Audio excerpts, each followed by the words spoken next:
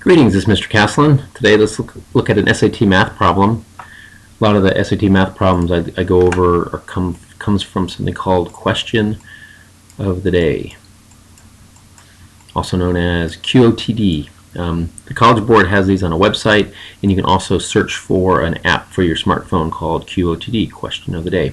It's good daily practice for these SAT math problems. Now, this is a word problems. Some of you are going to say, yikes, really don't like word problems. But a lot of you are good in reading. You're not good in math, but you're good in reading. Use those reading skills, put them to work. Figure out what's going on here. So we have, what we have here is an 8-gram solution. And the solution consists of both alcohol and water.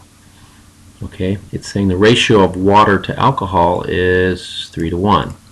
Now be careful, this is a ratio, but not necessarily the same as a fraction, because if you're trying to figure out how much water is in the solution, you're saying 3 parts is water out of how many total parts? Well, it's really 3 parts out of 4 parts. Okay, so 3/4 of this 8-gram solution is water, 1/4 of this 8-gram solution is alcohol. Okay, now it goes down and talks about there's a 12-gram solution.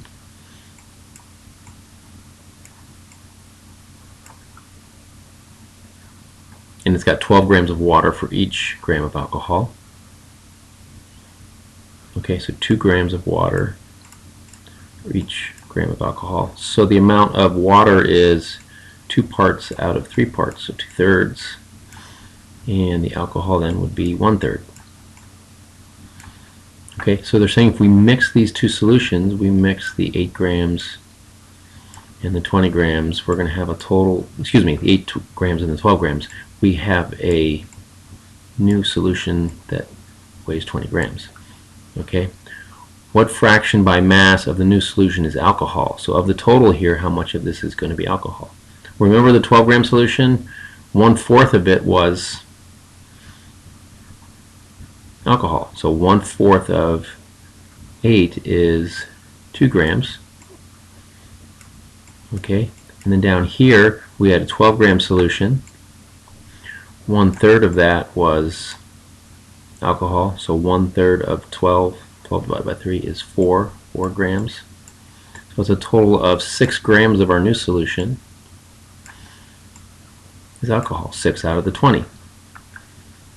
Okay, if we were looking for water, it would be 14 out of 20.